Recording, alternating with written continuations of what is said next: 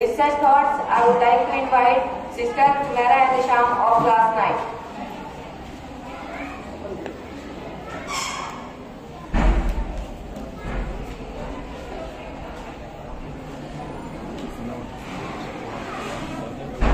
Assalamu alaikum warahmatullahi wabarakatuh. Today, I, Sumaira Ehtesham from class 9 is going to present a speech on Independence Day. Today is India's 76th Independence Day. But I'm not sure that whether I should feel proud for being a part of this and so called independent nation. When asked a question, then what does an independent mean?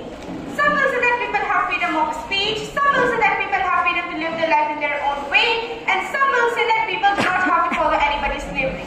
But why don't anyone ask to themselves that in today's India, are we getting this freedom?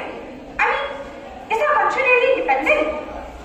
Today, 70 years later, India is an emerging superpower.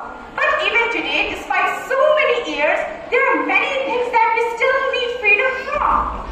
And I'm not talking about poverty, hunger, or corruption. We have been studying these chapters for so long that even now the book is in bad shape.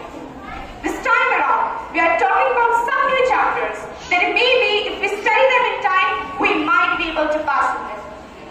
Our country would be able to progress only when we can free ourselves from all these intoxicants.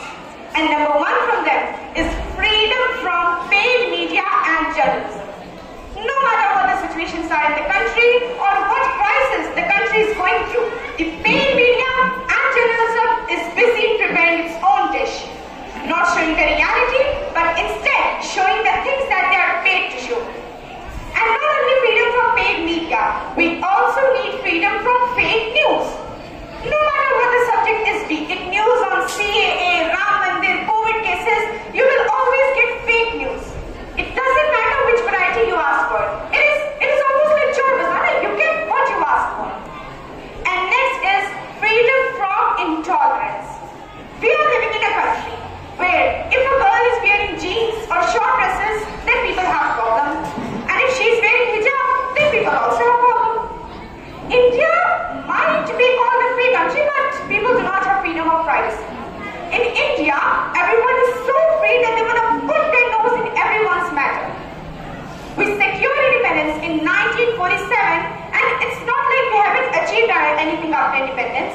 Even we made our ways to Moon and Mars. But despite these achievements, we are still trapped in social and political loopholes that have enslaved us. So, let's take a step forward and do something in the favor of our country. Thank you.